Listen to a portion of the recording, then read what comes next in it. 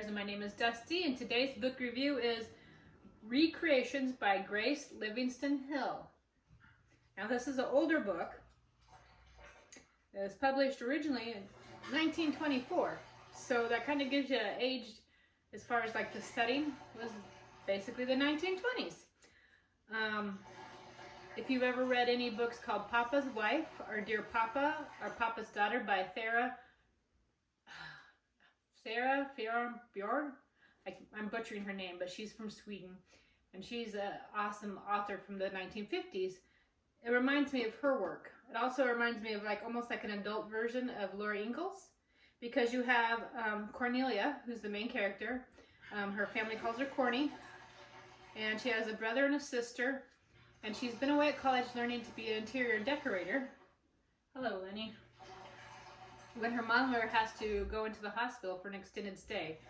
Her mother's sick. They don't really ever disclose, other than saying that she's, very exhausted and just so exhausted she can no longer take care of the family. She has a younger brother who's out of high school, so I'm assuming he's like maybe 19, maybe 20. And then she has a sister who's, I'm not sure how old her sister is, and then a younger brother, Harry, who's I think 14 or 15. So her father requests that she come home so that she can help around the house since her mom has gone into the hospital. What she doesn't find out until she gets home is that they financially really can't afford for her to stay at college, and they probably shouldn't have kept her in college. She should have probably came home like a year ago, but they so knew how important it was for her, and they so wanted to be able to help her get ahead and make her dream come true of being an interior decorator that they sold their house and downsized. They sold their house again and downsized. They sold some of their furniture and different things like that in order to scrape by to keep her in. Her brother, who is Harry, who's like 14 or 15, took on a job to help with the family. Her other brother, Carrie, or Kay, what was his name? I think it was Carrie.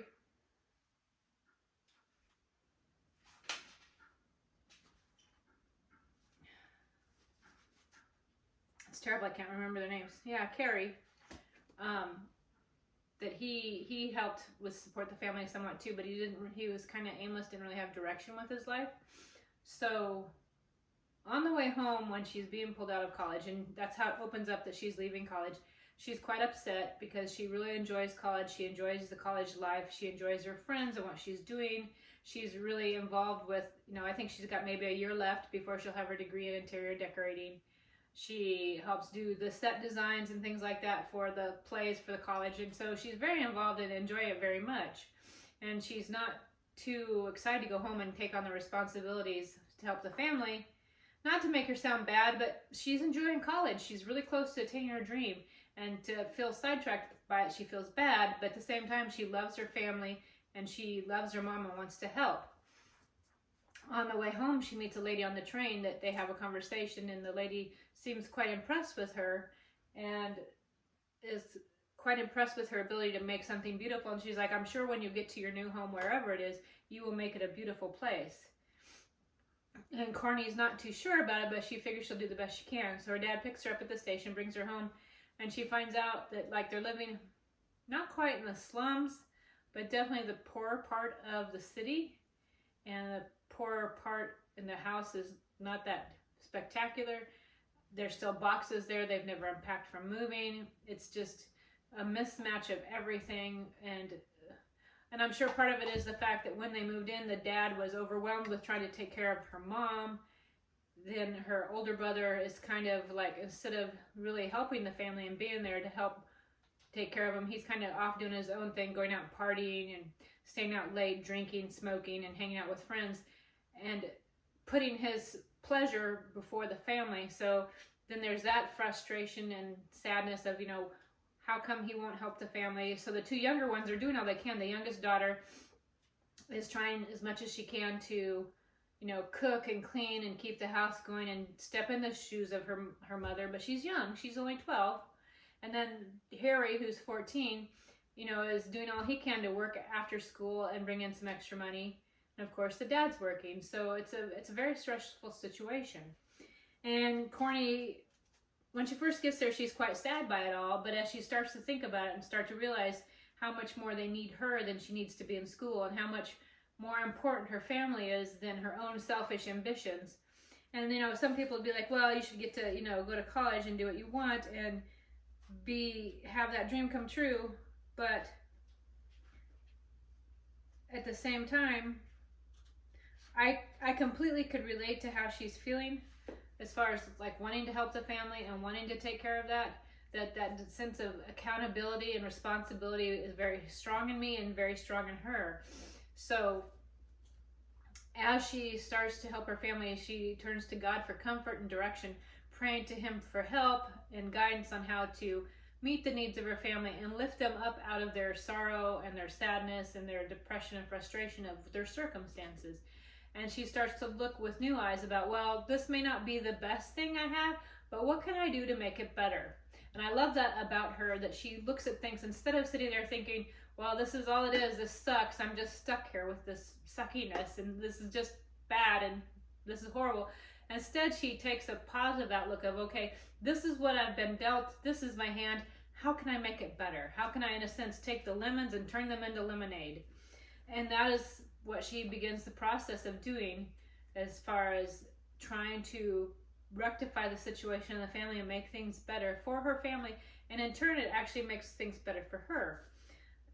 So you go through that whole process of each the dynamics of different things within the family, her brother Carrie, and how things change with him, things change with her, and it's a very wholesome, very homey, cozy. I mean, as you read it and she talks about the different meals she's making, the different ways she's cooking, and the way she's decorating and doing things in their home.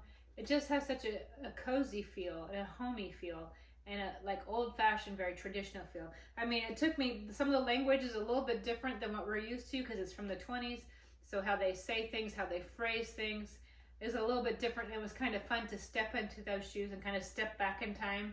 So I will definitely read more Grace Livingston Hill. I would love to see if there was more like Cornelia stories to continue on from this, because I love this book. This is one of my favorite books. A friend of mine, Pam, who lives in Minnesota, grew up reading Grace Livingston Hill and loves them. And when we were chatting via pen pals about, you know, books, she said, oh, you should read Grace Livingston Hill. And she so kindly sent me this. And it is truly one of my favorite books. I loved every character in it, every way it was, everything. I just loved everything about it. So if you're looking for something that's kind of old-fashioned, kind of traditional, kind of a step back in time, something that's wholesome and enduring and hopeful and very family-oriented, I highly encourage this. And the nice thing is it's a very Christian-oriented book without slapping you in the face with it.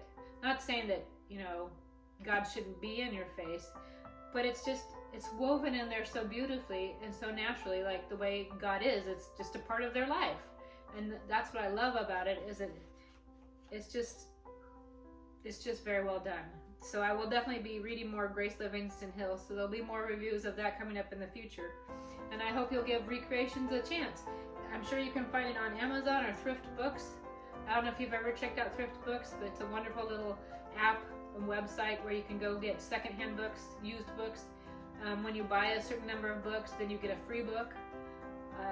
If you spend over a certain amount of books, you get free shipping. And I have bought many, many books that, even as good as Amazon prices are, sometimes Thrift Books is better.